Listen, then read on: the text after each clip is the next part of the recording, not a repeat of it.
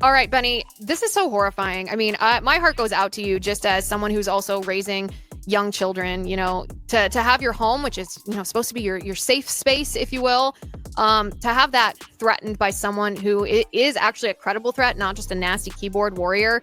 Walk us through exactly what happened here. I mean, you probably get a lot of fan mail, a lot of hate mail. How did you know this was different? Yeah, Liz, you are a mother. I know a proud mother and a wife, and I am a proud father of 4 little children and a husband.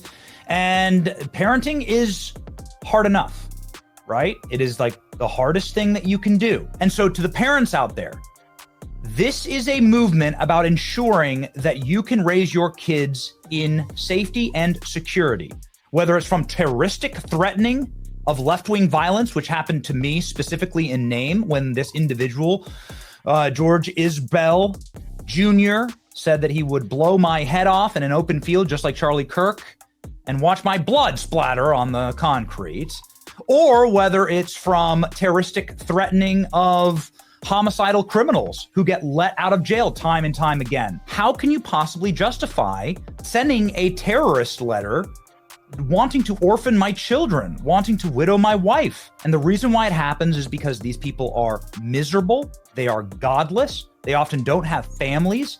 They have no idea the effect that this has. And so I don't want it to be something that is normalized. And so, Liz, I said, damn it, we are going to actually do something about this one. Because this was mailed to our home, perhaps there's something here. We called the police. The police referred it to the FBI. The FBI found a DNA match. They worked with the U.S. Postal Service in order to figure out where it was mailed from, who mailed it. And then when the FBI raided this individual's home, he immediately confessed, yeah, I'm the guy who did this. And I'm not here to say I'm the only one that's ever received a death threat. That's obviously untrue. What I'm here to say is that, I am very proud of working with the Trump administration in order to make sure that perhaps we can stop it together. Yeah. By making an example of this individual, we can stop this, because we are a movement of families, and you can't have a pro-family movement if parents are being terroristically threatened. The final thing I'll say here, Liz, is this. It's not going to work. I'm a Christian.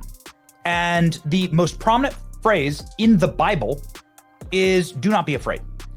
Fear not is found hundreds of times in any translation of the Bible. And God commands us to live courageously. God gives us a spirit of courage. God is the author of life and death, and he has a purpose for all of our lives. And it is not to cower in fear. And so it's going to backfire. It's not going to work. And I'm very, very proud to be part of a movement that stands courageously against these terroristic threats and saying we will not be afraid.